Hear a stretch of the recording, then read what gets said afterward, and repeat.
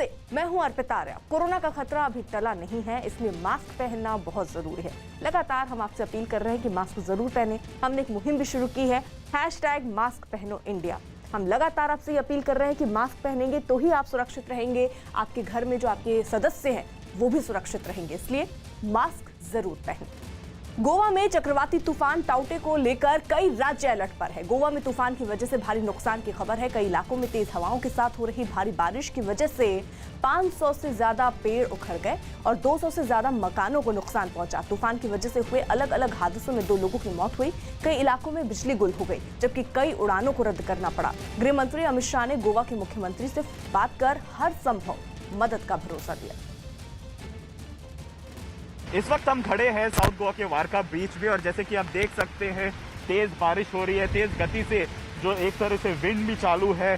बहुत सारे एयरलाइंस ने ऑलरेडी यहाँ के जो फ्लाइट्स जो आने वाले थे गोवा के अंदर ऑलरेडी कैंसिल हो चुके हैं। नेक्स्ट जो 24 आवर्स में यही स्थिति रहने वाली है, मेट्रोलॉजिकल डिपार्टमेंट ने कहा है। इसलिए जो एडवाइजरी आया है सरकार से, उन्होंने लोगों से जाहिर किया है कि वो लोग सिर्फ अपने घर में रहें और घर के बाहर ना निकले। नॉर्थ गोवा रहने दो या साउथ गोवा, दोनों जगहों पे बहुत तेज बारिश हो रही है और इसी की वजह से बहुत जगहों पे इलेक्ट्रिसिटी चली गई है। महाराष्ट्र में भी अलग अलग जगहों पर टाउटे तूफान की वजह से हुए हादसों में 2 लोगों की मौत हो गई। सिंधुदुर्ग और रत्नागिरी में तूफान की वजह से भारी नुकसान की खबर है। सिंधुदुर्ग में 500 से ज्यादा मकानों को नुकसान पहुंचा और मछुआरों की एक नाव लापता है। आपदा प्रबंधन विभाग के मुताबिक रत्नागिरी, सिंधुदुर्ग और रायगढ़ जिलों में 6,500 से ज्यादा लोगों को सुरक्षित जगहों पर शिफ्ट किया गया। मुंबई में भी तूफान की वजह से समंदर में हलचल तेज हो गई है। समंदर के किनारे घूमने पर रोक लगा दी गई है। आज भी तूफान की वजह से मुंबई में वैक्सीनेशन का काम टाल दिया गया है। गुजरात की टाउटे तूफान की वजह से हाई अलर्ट जारी कर दिया गया है। तूफान की सबसे ज्यादा मार गुजरात पर पड़ने की आशंका है, जिसकी वजह से तूफान से निपटने के लिए तैनात एनडीआरएफ की 100 से ज्यादा टीमों में करीब आधी टीम गुजरात में तैनात की गई है। प्रधानमंत्री नरेंद्र मोदी और गृह मंत्री अमित शाह लगातार राज्य के मुख्यमंत्री विजय रूपाणी के संपर्क में हैं। राज्य सरकार ने करीब 1.5 लाख लोगों को सुरक्षित जगहों पर पहुंचाने का दावा किया। तूफान की वजह से राज्य के कई इलाकों में बारिश शुरू हो चुकी है। आज रात से लेकर कल सुबह टाउटे तूफान गुजरात के पोरबंदर से भावनगर के बीच गुजरेगा, जिसकी रफ्तार 165 किलोमीटर प्रति घंटा होने तक का अनुमान जताया जा रहा है। जो मेन इम्पैक्ट स्टेट है वो गुजरात ही रहेगा और गुजरात में ही मैक्सिमम इम्पैक्ट होने की संभावना है। इसीलिए 50 से ज्यादा टीमें, 100 से ज्यादा टीमें पूरे 5 या 6 राज्यों में लगाई गई थी। उसका लगभग आधा हिस्सा जो है गुजरात में इसलिए लगाया गया है क्योंकि इम्पैक्ट स्टेट वही है, क्योंकि साइक्लोन का जो इम्पैक्ट है वो मुख्यतः आईएमडी के प्रेडिक्शन के हिसाब से गुजरात में हो। राजस्थान में भी कई इलाकों में अरब सागर में उठे चक्रवाती तूफान टाउटे की वजह से तेज हवाओं के साथ बारिश हो रही है। चित्तौड़गढ़ में आंधी की वजह से 15 कच्चे मकानों की छत उड़ गई। कई जगहों पर बिजली के खंभे गिर गए। डूंगरपुर में भी तूफान की तेज हवाओं के साथ बारिश का सिलसिला शुरू हो गया, जिसकी वजह से कई पेड़ उखड़ गए। तूफान से होने वाले नुकसान से निपटने के लिए राज्य के मुख्य सचिव ने जिलाधिकारियों के साथ बैठक की। एनडीआरएफ और सिविल डिफेंस की टीम को अलर्ट पर रहने को कहा है। तूफान के असर वाले जिलों में लोगों की मदद के लिए कंट्रोल रूम बनाए गए हैं। देश इस वक्त भारी मुसीबतों के दौर से गुजर रहा है। एक तरफ कोरोना काल की जो दुश्वारियां हैं वो कम होने का नाम नहीं ले रही, दूसरी तरफ अब कुदरती चुनौतियों का भी देश सामना कर रहा है। इस वक्त देश के 5 राज्य ऐसे हैं जहां चक्रवाती तूफान टाउटे का लगातार खतरा मंडरा रहा है। यही वजह है कि गुजरात और महाराष्ट्र समेत दूसरे राज्यों में भी हाई अलर्ट जारी कर दिया गया। लोगों को समंदर की लहरों से दूर रहने की साफ हिदायत दी गई, जबकि मछुआरों को भी समंदर से दूर रहने को कहा गया, क्योंकि टाउटे से टक्कर भारी पड़ सकती है।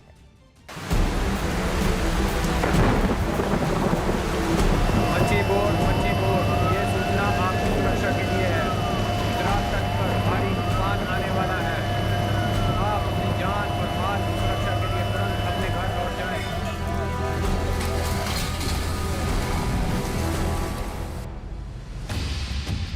चक्रवाती तूफान की दस्तक।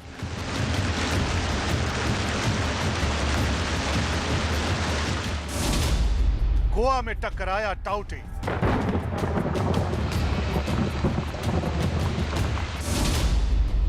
पांच राज्यों पर मंडराता खतरा।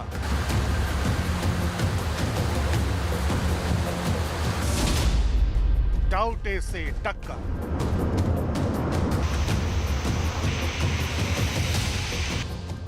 ये चक्रवाती हवाएं एक नई तबाही की ओर इशारा कर रही हैं। कहीं समंदर की लहरें उफान मार रही हैं, तो कहीं तेज हवाओं के साथ टाउटे अपनी दहशत का पैगाम लेकर आया है। कुदरत की ये आपदा उस वक्त आई है जब देश कोरोना काल के संकट से घिरा हुआ है।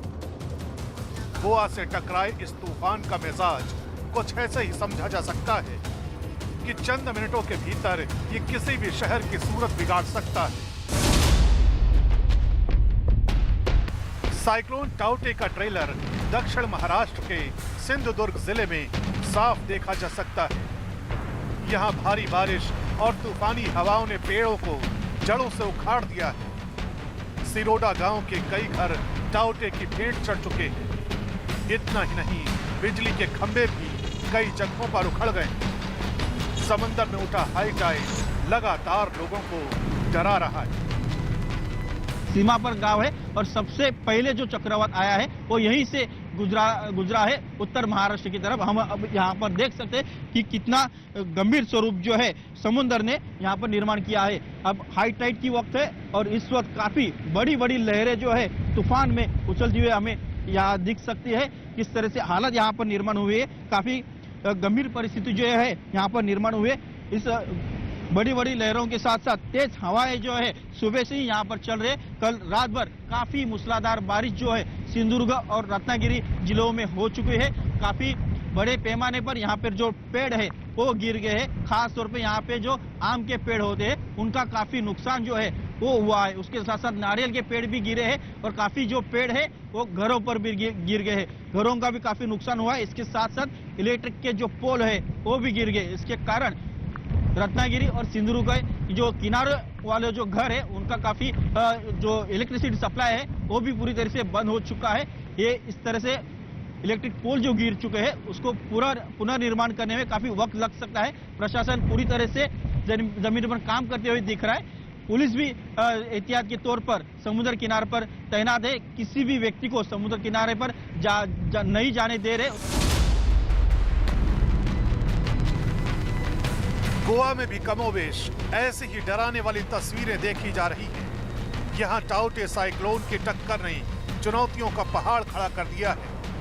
नजर जिधर जाएगी उधर टाउटे के कहर की तस्वीरें साफ नजर आएगी। गोवा की कई जगहों पे साइक्लोन टाउते का खतरा देखा जा रहा है, जिसे मद्देनजर रखते हुए गोवा के बीच पर लोगों की सुरक्षा के लिए बीच को पूरी तरीके से खाली करवा दिया गया है और साथ ही एनडीआरएफ की टीम भी तैनात की गई है। अगर आपातकालीन स्थिति आती है तो तुरंत ही उस पर काबू पाने का काम किया जा सकता है। हवाई मार्ग से भी समुद्र के आसपास के इलाकों पर नजर रखा जा रहा है। साथ ही हम लोग देख रहे हैं कि लेफ्ट हैंड साइड जो मेरे हैं यहाँ पे लाइफ गार्ड भी खड़े हैं। अगर कोई आपातकालीन स्थिति आ जाती है तो यहाँ पे पूरी तरीके से सुरक्षा बढ़ा दी गई है। तूफान की ताकत का अंदाजा इन तस्वीरों से भी लगाया जा सकता है। कोंकण के मजोरदा इलाके में रेलवे ट्रैक के किनारे खड़े पेड़ उखड़कर ट्रेन पर ही आ गिरे हैं। हालांकि गनीमत इस बात की रही कि इस कुदरती हादसे की वजह से किसी की मौत नहीं हुई।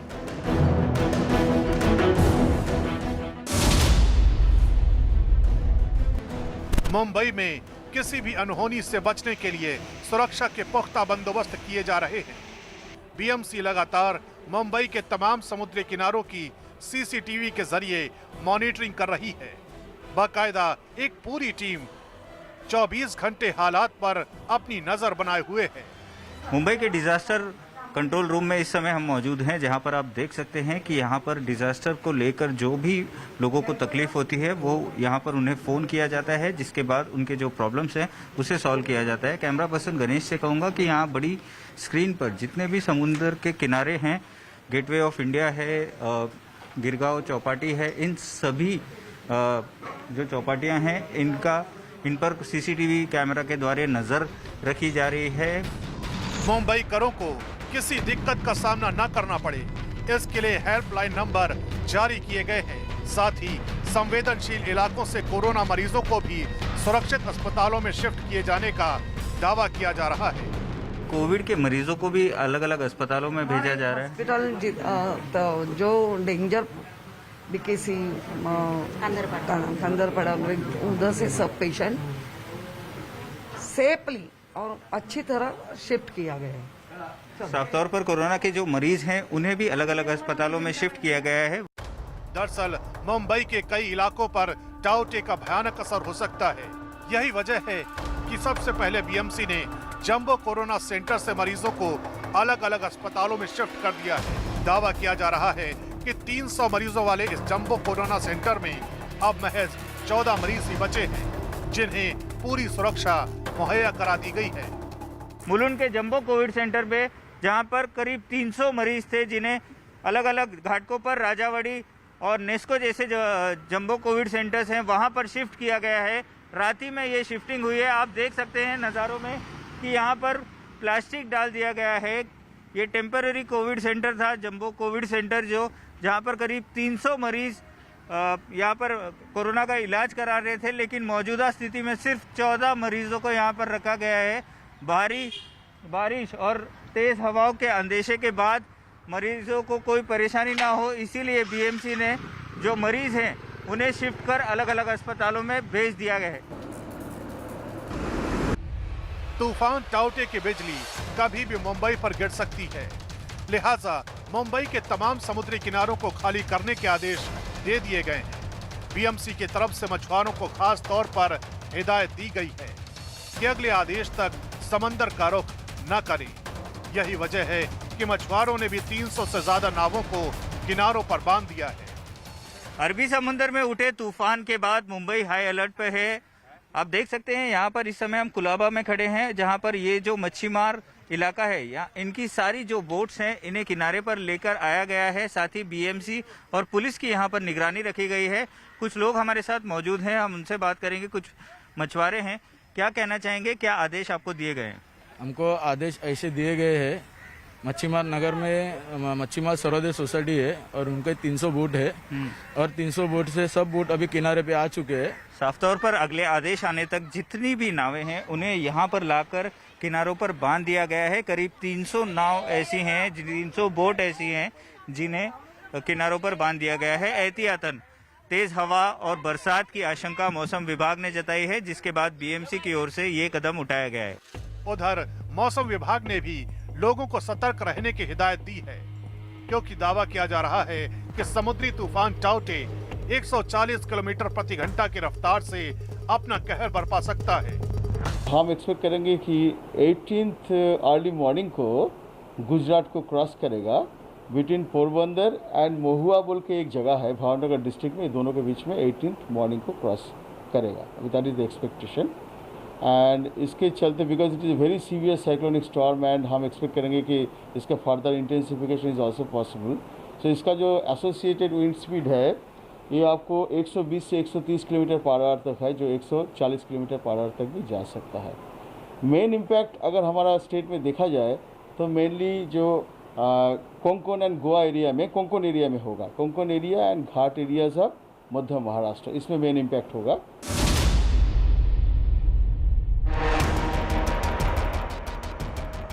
टाउटे खतरनाक रूप अख्तियार कर चुका है।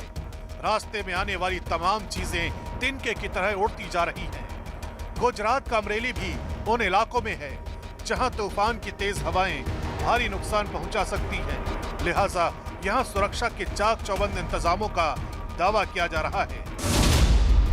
मौसम विभाग के मुताबिक ये चक्रवाती तूफान टाउटे भावनगर से पोरबंदर के बीच गुजरेगा। उस वक्त भावनगर, अमरेली, सोमनाथ, जूनागढ़ और पोरबंदर जिलों में ये भारी तबाही मचा सकता है। यही वजह है कि अमरेली के पीपावाव बंदरगाह को फिलहाल बंद कर दिया गया है। साथ ही पीपावाव से सटे श्यालकोट गांव में रहने वाले 10,000 लोगों को भी जरूरत पड़ने पर सुरक्षित जगहों पर पहुंचाने का दावा किया जा रहा है। ये वो इलाका है जहां सबसे ज़्यादा मुश्किलें खड़ी हो सकती है। इसके चलते प्रशासन ने पूरे एहतियात बरते हैं, सभी प्रकार की जो व्यवस्था है वो कर दी है। राजूला और जाफराबाद तहसील के लगभग 23 गांवों को अलर्ट पे रख दिया है और अगर लोगों को यहां से वहां ले जाने की नौबत आती है तो उसके लिए भी प्रशासन तैयार होने का दावा कर रहा है। इस कुदरती आपदा से निपटने के लिए गृह मंत्रालय लगातार राज्यों के साथ बैठक कर रहा है। वीडियो कॉन्फ्रेंसिंग के जरिए न सिर्फ तैयारियों की मॉनिटरिंग की जा रही है बल्कि जगह जगह एनडीआरएफ और एसडीआरएफ का डिप्लॉयमेंट भी किया जा रहा है। खास बात ये कि साइक्लोन से निपटने के लिए तैयारियों को कोरोना प्रोटोकॉल के तहत अंजाम दिया जाएगा। मसलन कोरोना संकट के बीच आ रहे इस तूफान की वजह से कोरोना गाइडलाइन का पालन भी किया जाएगा। कोरोना हॉस्पिटलों को पावर सप्लाई के लिए बैकअप रखने के निर्देश दिए गए हैं। साइक्लोन का असर अगर ज्यादा हुआ तो कोरोना सेंटर के मरीजों को दूसरी जगहों पर भेजा जाएगा। जिन गांवों से लोगों को सुरक्षित जगहों पर ले जाया जाएगा उन सभी का कोरोना एंटीजन टेस्ट किया जाएगा। लोगों को समुद्री तट से दूर पक्की जगहों पर शिफ्ट किया जाएगा। लोगों के खान पान से लेकर रहने की व्यवस्था शेल्टरों में की जाएगी। इतना ही नहीं, चक्रवाती तूफान टाउटे की वजह से गुजरात के तटीय इलाकों से आने वाली कई ट्रेनों को रद्द कर दिया गया है। 16 मई को 11 ट्रेन, 17 मई को 22 ट्रेन, 18 मई को 13 ट्रेन, 19 मई को 5 ट्रेन को रद्द किया गया है। साथ ही 5 ट्रेन ऐसी हैं जिनके रूट बदले गए हैं। जाहिर है असली खतरा अभी बाकी है। यही वजह है कि केंद्र सरकार से लेकर राज्य सरकार लगातार हालात की मॉनिटरिंग कर रहे हैं, क्योंकि ये चक्रवाती तूफान ऐसे वक्त में परीक्षा ले रहा है जब देश महामारी की भारी मुसीबत से गुजर रहा है।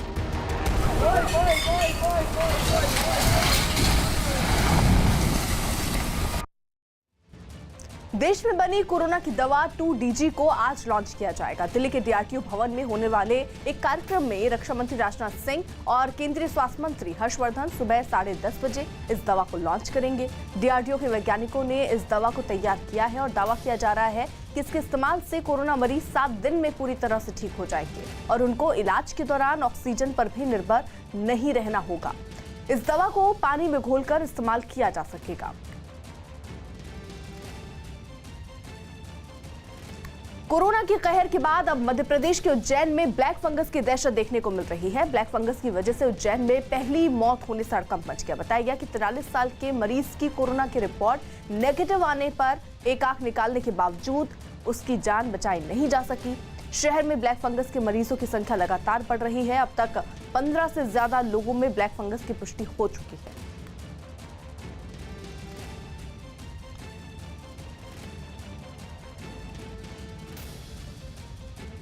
क्योंकि ब्लैक फंगस उन लोगों में बहुत तेज़ी से बढ़ रहा है जो कोरोना पॉजिटिव होते हुए जिनको हाई कॉन्सेंट्रेटेड ऑक्सीजन लग रही है। और हाई कॉन्सेंट्रेटेड ऑक्सीजन का एक नियम है कि जो उसका जो रूट है उसमें डिस्टिल वाटर डालना बहुत ज़रूरी है। डिस्टिल वाटर से अगर ऑक्सीजन जाता है तो इसके होने की संभावना कम रहती है। दूसरी बात ये है कि जो भी कोरोना के पेशेंट को दवा दी जा रही है उसमें एक दवा कार्टिसोन ग्रुप की रहती है जो तेज़ी से शुगर भी बढ़ाती है और ब्लड प्रेशर भी बढ़ाती है।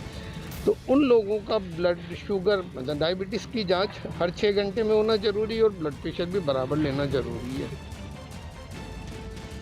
फंगस का निश्चित रूप से प्रभाव जो है यहाँ पर है उज्जैन में, और एक नया वार्ड भी हमारे द्वारा आरडी गाड़ी में इसके लिए बनाया गया था। उसमें भी मरीज आ गए। अभी तक की जो हमारी जानकारी है लगभग 15-20 मरीज जो हैं ऑलरेडी हैं जो थोड़े सीरियस टाइप के हैं ब्लैक फंगस के।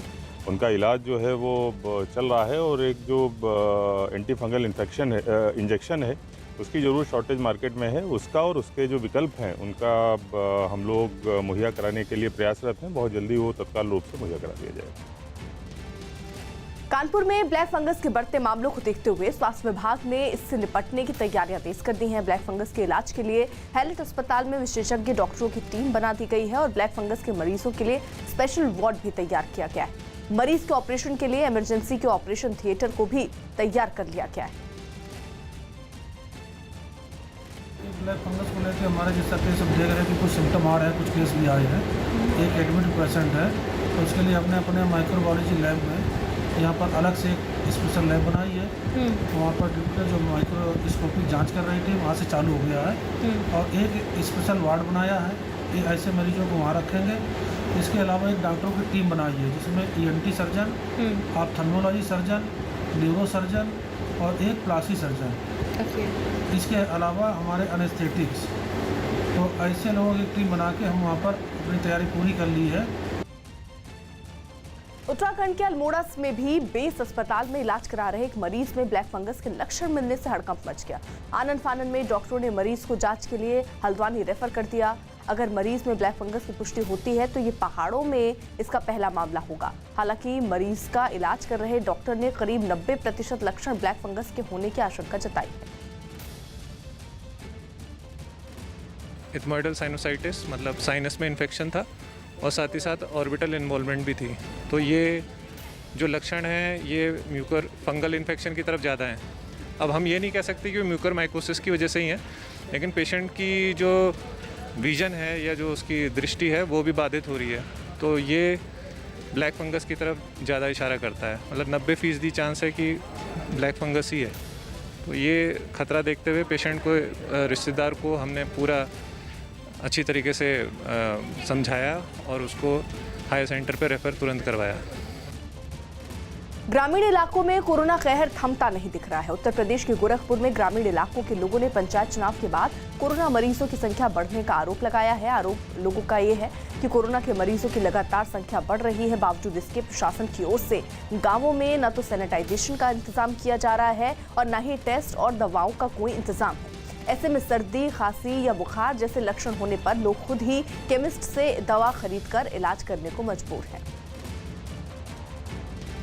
इस समय जब से मतलब इलेक्शन खत्म हुआ आज तक कोई यहाँ ब्लॉक की कोई कर्मचारी नहीं आए जांच पहचान करने के लिए या सर सफाई करने के लिए। कोई स्वास्थ्य विभाग की टीम आई नहीं है और ना ही कोई सरकारी कर्मचारी स्वास्थ्य विभाग के यहाँ पे आए हैं हालचाल पूछने या दवा देने। कोरोना का सुई लगवाने गए थे तो डॉक्टर बोले कि यहाँ पर सुई नहीं है, हम लोग चले आए। कोई भी सरकारी महकमा का कोई व्यक्ति नहीं आया जो डॉक्टर और चाहे किसी प्रकार की जांच करने वाली जो कोरोना संक्रमित जो संक्रमण बढ़ रहा है इसकी निस्बत में कोई अभी आया नहीं।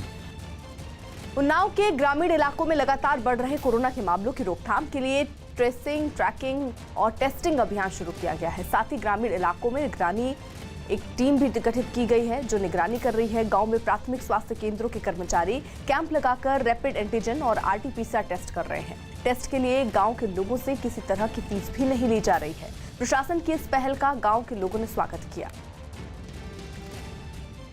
गांव पर डे तो जो है रोज एक गांव हमारी टीम अक्सर करती रहती है। तो कहीं कहीं मतलब कुछ लोग जागरूक होते करवाते, लेकिन कुछ लोग जागरूक नहीं है तो भागते भी हैं और अभद्र भाषा का भी प्रयोग करते हैं वो लोग डर के। आप लोग खुद बिगड़ जाते हैं? हाँ, बिगड़ जाते हैं, टीम के ऊपर चढ़ जाते हैं, गाली गलौज। हाँ, गाली गलौज भी होने लगती है। अभी ऐसे ही सभी आ रहे हैं, सभी कराएंगे, निसंदेह कोई इसमें दुर्व्यवहार नहीं होगा। जो भी आएगा सबकी टेस्टिंग होगी। तो लोग घर से निकलना चाह रहे हैं? हाँ, घर से निकलना। मन में डर तो नहीं है? कोई डर नहीं है। मध्य प्रदेश में शाजापुर के ग्रामीण इलाकों में कोरोना के बढ़ते मामलों की रोकथाम के लिए डोर टू डोर सर्वे तो जारी है और मरीजों को जरूरी दवाएं देने का भी दावा किया जा रहा है। लेकिन इलाके के लोगों का दावा है कि कोरोना का सही इलाज नहीं मिलने की वजह से गांवों में कई लोगों की मौत हो चुकी है। लोगों का आरोप है कि गांव में अस्पताल होने के बावजूद डॉक्टर नहीं होने से मरीजों को परेशानी का सामना करना पड़ रहा है और मरीज इलाज के लिए पड़ोस के इलाकों में जाने को मजबूर है। 37-38 लोग की पहले मौत हो चुकी है और इसकी टीम आ रही है बराबर घरे घर। और यहाँ पे भी अस्पताल है, शाजापुर के पास भी है। बुखार आता है तो वहाँ भी चले जाते हैं और स्वास्थ्य विभाग की टीम यहाँ भी आ रही है। और कोरोना का व्यस्त ध्यान रखें सब लोग। कोरोना के 7 बताए गए थे यहाँ पर और उसके बाद 3 दिन बाद फिर वैसे उनको बताई कि नहीं है, वो तो पॉजिटिव है, कोरोना में तो नहीं है कोरोना। लेकिन हमारे गांव में एक बार जांच और होनी चाहिए। ग्रामीण इलाकों में तेजी से बढ़ रहे कोरोना के मामलों के बाद स्वास्थ्य मंत्रालय ने अब छोटे शहरों, ग्रामीण और आदिवासी इलाकों के लिए नए दिशा निर्देश जारी किए। इन दिशा निर्देशों के मुताबिक कोविड केयर सेंटर में 30 बेड का इंतजाम होना जरूरी है। साथ ही इन कोविड केयर सेंटर को primary health centre, community centre की निगरानी में रखने के आदेश भी दिए गए, जबकि इस तरह के स्कूल, कम्युनिटी हॉल, बारात घर या फिर पंचायत भवन में बनाने का सुझाव भी दिया गया। इन कोविड सेंटर्स में एक बेड से दूसरे बेड के बीच 1 मीटर की दूरी रखने और अच्छे वेंटिलेशन रखने के निर्देश दिए गए। स्वास्थ्य मंत्रालय ने इन जगहों पर लाइफ सपोर्ट एम्बुलेंस और उसमें ऑक्सीजन की सुविधा रखने के निर्देश भी दिए हैं। उत्तर प्रदेश में आज पहली बार ड्राइव इन वैक्सीनेशन की शुरुआत होगी। दिल्ली के पास नोएडा से इस मुहिम की शुरुआत की जाएगी, जिसके तहत 45 साल से ज्यादा उम्र के लोग अपनी गाड़ी में बैठे बैठे वैक्सीन लगवा सकेंगे। वैक्सीनेशन के लिए पहले से रजिस्ट्रेशन करवाना जरूरी होगा। केंद्र सरकार ने कोविशील्ड वैक्सीन की दूसरी डोज लगवाने के बीच के 6 से 8 हफ्ते की समय सीमा को बढ़ाकर 12 से 16 हफ्ते करने की सिफारिश को मान लिया है। इसे कोविन ऐप और कोविन पोर्टल पर दोनों डोज के बीच की समय सीमा से जुड़े जो सभी जरूरी बदलाव है वो भी कर दिए गए हैं। हालांकि इस दौरान दूसरी कोविशील्ड डोज के लिए पहले से बुक किए गए ऑनलाइन अपॉइंटमेंट मान्य रहेंगे, उन्हें रद्द या बदला नहीं जाएगा। कोरोना काल में अभी तक भारत ने जिस तरह वायरस के खिलाफ लड़ाई लड़ी है, उसमें पीएम मोदी हमेशा से एक नायक के तौर पर उभर कर सामने आए हैं। कोरोना की दूसरी लहर ने देश में कोहराम जरूर मचाया, लेकिन जल्द ही इसकी रफ्तार पर काबू पा लिया गया। सच तो यह है कि मुश्किल के इस दौर में प्रधानमंत्री नरेंद्र मोदी ने कोरोना पर काबू पाने के लिए जो रोड मैप बनाया वो अब धीरे धीरे कामयाब होता दिख रहा है। इस दौर के दौरान चाहे ऑक्सीजन की किल्लत हुई हो या फिर वैक्सीन की, मोदी सरकार ने हर मुश्किल पर फतह हासिल की। इसके साथ ही उन्होंने देशवासियों को कोरोना के खिलाफ जंग में ये यकीन दिलाया कि ना तो भारत हारेगा ना ही भारतवासी, और इस लड़ाई में भारत की जीत होगी और कोरोना हारेगा।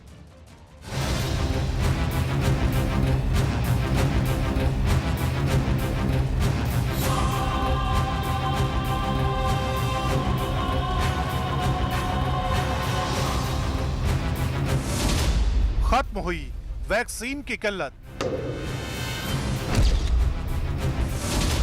महामारी पर वैक्सीन का नया वार। न हारेगा भारत न भारतवासी।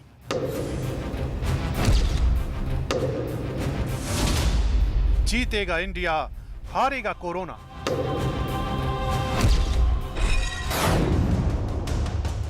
कोरोना की दूसरी वेव ने भारत में कोहराम मचा दिया, लेकिन मुश्किल के इस दौर में प्रधानमंत्री नरेंद्र मोदी ने खुद पर संयम रखते हुए महामारी से जूझते देशवासियों को बचाने के लिए एक ऐसा रोड मैप तैयार किया, जिसकी बदौलत आज देश कोरोना को एक बार फिर हराने की कगार पर है। 14 मई को पीएम मोदी ने प्रधानमंत्री किसान सम्मान निधि योजना के तहत 9.5 करोड़ से ज्यादा लाभार्थी किसान परिवारों के लिए 19,000 करोड़ रुपए की 8वीं किस्त जारी करने के बाद उनसे बात की। इस दौरान भारत में कोरोना की दूसरी लहर और देश में जारी टीकाकरण पर बात करते हुए उनका दर्द झलक आया।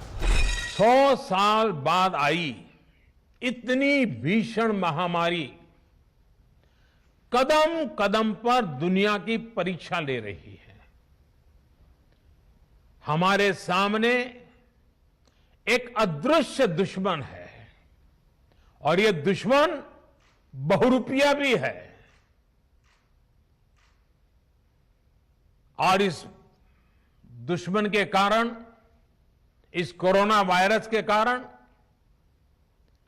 हम अपने बहुत से करीबियों को खो चुके हैं। बीते कुछ समय से जो कष्ट देशवासियों ने सहा है, अनेकों लोग जिस दर्द से गुजरे हैं, तकलीफ से गुजरे हैं, वो मैं भी उतना ही महसूस कर रहा हूं। सच तो ये है कि नरेंद्र मोदी की अगुवाई में सरकार ने कोरोना की दूसरी लहर के सामने हार नहीं मानी। लगभग 1 महीना पूरा होने को आया है, लेकिन पीएम मोदी न थके हैं और न ही रुके हैं। हर दिन कोरोना से जुड़े हर स्टेक होल्डर्स से बात कर रहे हैं। ऑक्सीजन की किल्लत हुई तो मोदी सरकार ने तमाम सरकारी मशीनरी को एकजुट कर दिया। रेमडेसिविर की मुश्किल आई तो सरकार ने इसका उत्पादन बढ़ा दिया। अब वैक्सीनेशन की किल्लत की दिक्कत आई तो मोदी सरकार ने इसकी कमी दूर करने के लिए देश में उत्पादन बढ़ाने और दुनिया भर से दवा आयात को बढ़ाने के लिए बड़ी कंपनियों के साथ बात कर इस किल्लत को भी दूर कर दिया। सच तो यह है कि 16 मई से 31 मई तक केंद्र सरकार राज्यों को 192 लाख कोविड वैक्सीन की डोज भेजेगी। सभी राज्यों को ये वैक्सीन डोज मुफ्त दिए जाएंगे। इनमें कोवैक्सीन की 29.49 लाख डोज और कोविशील्ड के 162.5 लाख डोज शामिल होंगी। राज्यों को दवा भेजने से पहले ही बताया जाएगा कि उनकी मुफ्त वैक्सीनेशन की खेप कब मिलेगी, ताकि इसकी बर्बादी से बचा जा सके। केंद्र सरकार के मुताबिक राज्य और निजी अस्पतालों को मई महीने के लिए 4.39 करोड़ से ज्यादा डोज पहले ही दी जा चुकी है। अब तक देश भर में 18 करोड़ से ज्यादा लोगों को वैक्सीन दी जा चुकी है। गांव में रहने वाली सभी भाई बहनों को कोरोना से फिर सतर्क करना चाहता हूं। ये संक्रमण अभी गांव में भी तेजी से पहुंच रहा है। देश की हर सरकार इससे निपटने के लिए हर संभव प्रयास कर रही है। इसमें गांव के लोगों की जागरूकता, हमारी पंचायती राज से जुड़े जो भी व्यवस्थाएं हैं, उनका सहयोग, उनकी भागीदारी उतनी ही आवश्यक है। आपने देश को कभी निराश नहीं किया है।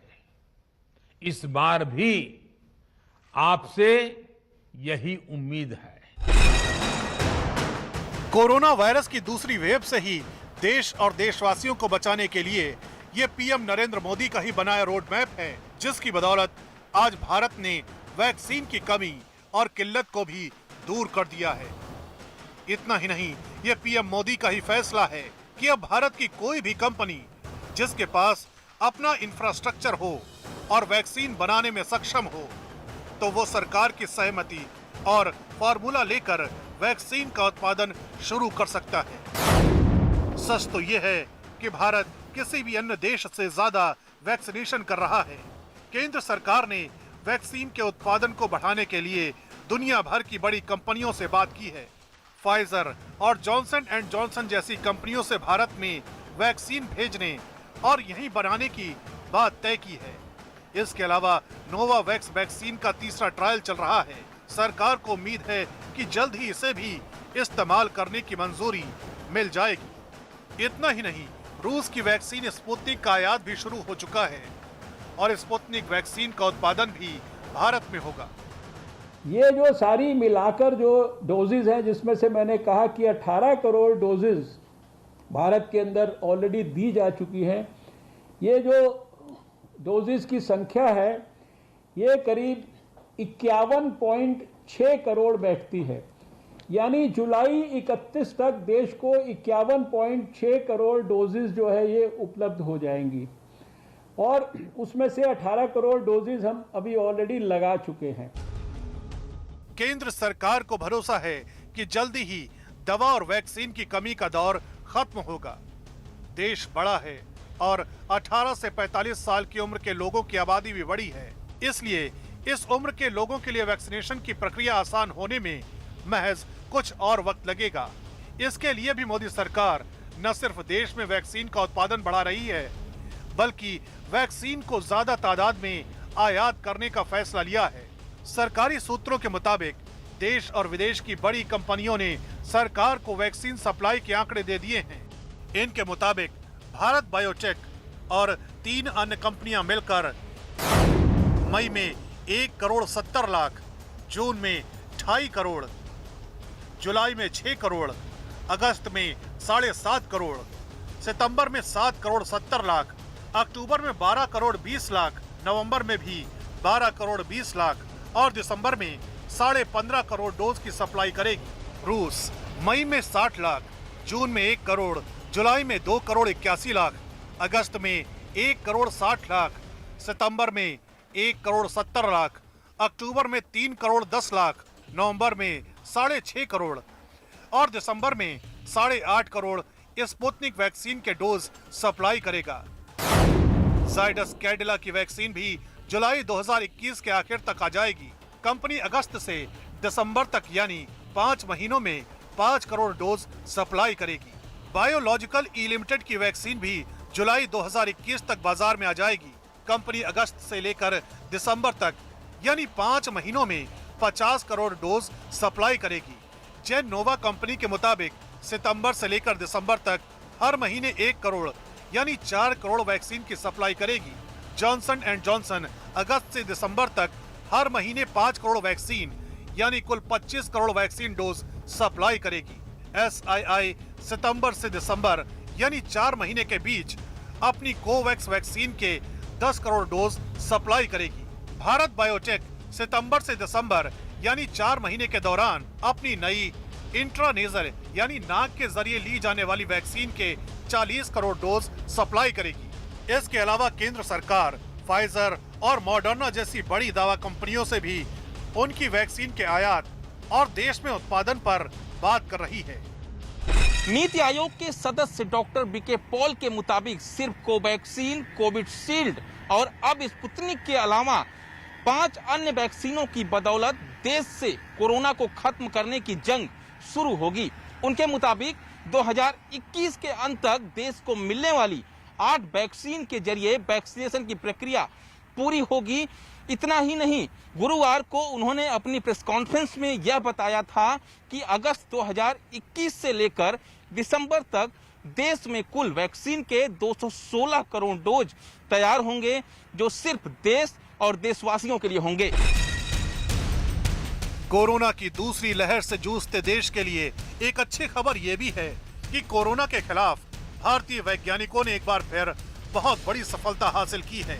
DRDO के वैज्ञानिकों ने कोरोना के खिलाफ एक ऐसी संजीवनी तैयार करने का दावा किया है जो न सिर्फ कोरोना मरीज की ऑक्सीजन पर निर्भरता कम करती है, बल्कि महज कुछ दिनों के भीतर मरीज ठीक होकर अपने घर जा सकता है।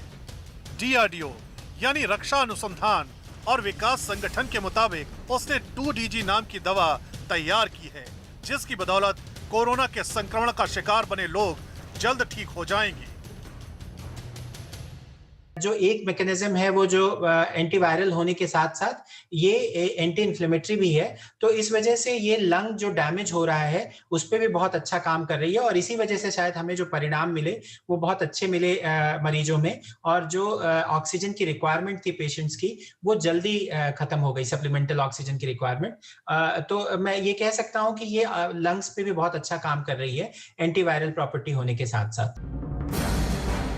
सच तो ये है कि DRDO की 2DG दवा के 10,000 डोज अगले हफ्ते तक तैयार हो जाएंगे और कोरोना काल में इस नई संजीवनी के आने के बाद न सिर्फ भारत की दूसरे देशों पर निर्भरता कम होगी, बल्कि DRDO के दावे के मुताबिक कोरोना के लगातार बढ़ते मामलों पर भी लगाम कसी जा सकेगी। और बड़ी खबर दिल्ली से, जहां संक्रमण दर में भारी गिरावट दर्ज की गई है। दिल्ली में आज संक्रमण दर 10.4% हो गई। पिछले 24 घंटे में 6,456 नए मामले सामने आए, जबकि 9,706 लोग कोरोना से ठीक हुए। दिल्ली में पिछले 24 घंटे में 262 लोगों की मौत हो गई।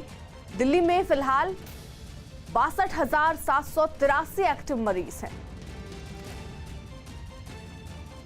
कोरोना संकट के बीच उत्तर प्रदेश और बिहार में गंगा के किनारे सैकड़ों शव मिलने के बाद केंद्र सरकार ने इस मामले में दखल दिया। केंद्र सरकार ने दोनों राज्यों से कहा कि वो गंगा और उसकी सहायक नदियों में शवों को बहाने पर रोक लगाएं, साथ ही शवों का सुरक्षित और सम्मानजनक तरीके से दाह संस्कार कराने पर ध्यान दें। कोरोना वायरस के मामलों में बढ़ोतरी के बाद इन नदियों के किनारे कई लाशों को देखा गया था। 15 और 16 मई को हुई समीक्षा बैठक में केंद्र गंगा में शवों के मिलने को बेहद खतरनाक और गलत माना था। हालांकि इससे पहले ही यूपी सरकार ने गंगा के किनारों पर पेट्रोलिंग बढ़ा दी। पेट्रोलिंग की जिम्मेदारी एसडीआरएफ और पीएससी की जल पुलिस को दी गई है, जो सभी जिलों में 24 घंटे लगातार मॉनिटरिंग कर रही है। ये टीमें घाटों के किनारे और नदियों में नाव के जरिए गश्त कर रही है। राफेल नडाल ने इटालियन ओपन खिताब अपने नाम किया। राफेल नडाल ने टेनिस में दुनिया के नंबर 1 खिलाड़ी नोवाक जोकोविच को हराकर 10वां इटालियन ओपन खिताब अपने नाम कर लिया। नडाल ने अपने करियर का अच्छा प्रदर्शन करते हुए जोकोविच को करीब 3 घंटे तक चले फाइनल मैच में 7-5, 1-6, 6-3 से हरा दिया। हरियाणा के करनाल में मुख्यमंत्री खट्टर का विरोध करने पहुंचे किसानों के एक गुट ने नेशनल हाईवे जाम कर दिया। साथ ही पुलिस की गाड़ी के सामने लेटकर प्रदर्शन किया, जिसके बाद पुलिस की गाड़ी को उल्टा जाना पड़ा। उत्तर प्रदेश के मुजफ्फरनगर में एक मामूली बात पर हुए विवाद में 2 पक्षों में पथराव और फायरिंग हो गई, जिसमें दोनों पक्षों के 6 लोग घायल हो गए, जिसके बाद पुलिस ने कई लोगों को हिरासत में लेकर जांच शुरू कर दी। यूपी के मुख्यमंत्री योगी आदित्यनाथ ने गाजियाबाद के भावपुर गांव पहुंचकर कोरोना के हालात पर गांव वालों से चर्चा की और जिले की समस्याओं पर अधिकारियों के साथ बैठक की। राजस्थान के चित्तौड़गढ़ में तेज आंधी और बारिश की वजह से कई घरों के टिन शेड उड़कर कई किलोमीटर दूर तक जा पहुंचे। इसके अलावा कई इलाकों की बिजली भी गुल हो गई। केंद्रीय मंत्री रामदास आठवले ने पूरे देश भर में बेसहारा, बेघर और भिखारियों को वैक्सीन देने की मांग की। गरीब लोग हैं, ऐसे जो भीख मांगने वाले लोग हैं, निराधार जो लोग हैं, बेघर जो लोग हैं, तो ऐसे लोगों को भी वैक्सीन लगाना चाहिए।